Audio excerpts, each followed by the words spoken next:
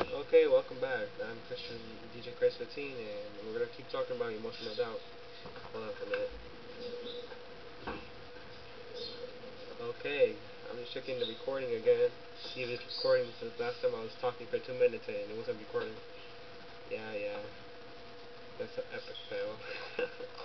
Alright, so we're talking about emotional doubt. Now, let me name some of the causes of emotional doubt. Well, that's your fault. Let me name some of the causes of emotional doubt. Well, first of them is psychological states. And yes, I'm reading this off a list on the computer because I can't name all of them. I only know some of them, but I can't name all of them. So psychological states.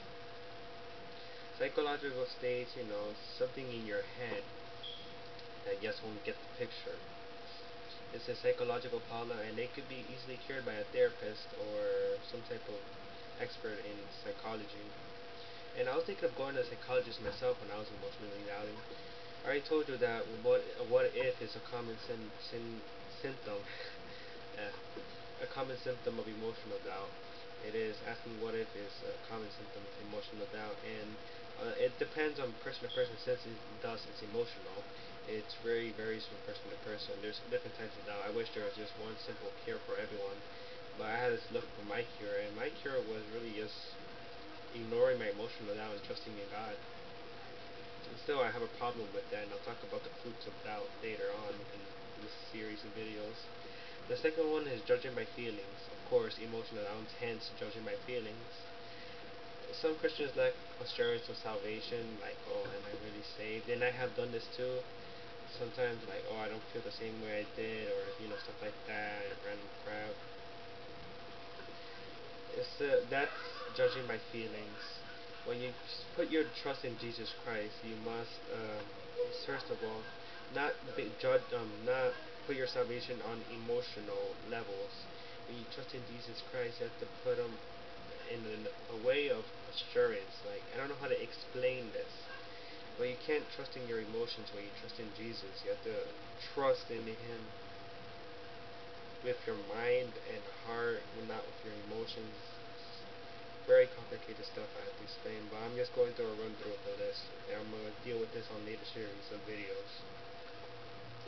So, the third one is medical states. Medical factors can also attribute to emotional doubt, like manic depression, like something wrong with your head. Let's say you're mentally challenged, stuff like that can affect your emotional doubt, or maybe you're have hysterical mood swings, whatever like that. Moving on, childhood problems. This is one I experienced with. This is one that I haven't experienced myself, but and it's a miracle since I have a bunch of childhood problems, dysfunctional family, and stuff like that.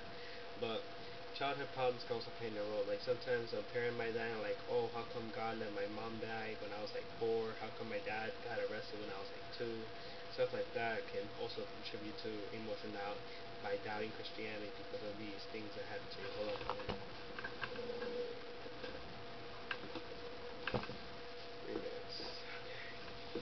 Or recent wounds, more recent wounds. More recent wounds are just stuff that you just gone through. Like, let's say you went, you're rich and then you just got broke, and you're like, what if Christianity is not true? I mean, if God existed, how come He didn't forbid with this or forbid with that? Stuff like that. That can also attribute to emotional doubts. Don't worry, I'll go through, examine each one in a symptom best for you. Next one is the need for attention. This one's I never heard about. Read about it.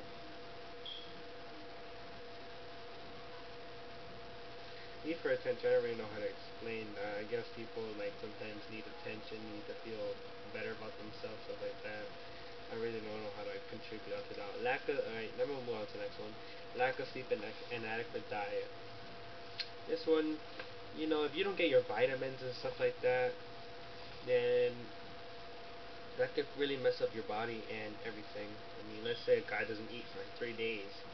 First of all, his body is not going to get the vitamins he needs. Then he won't be able to function properly. Then your brain won't function properly. Then you won't be able to think right. And then your emotions will get out of control and stuff like that.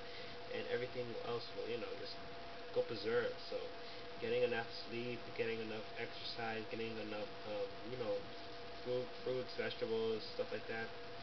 will make sure you're in good health and good mental health as well to think about these issues more profoundly and more deeply. I think I'm at the end of the video here, so God bless, and I'm going to keep talking about emotional when I get back.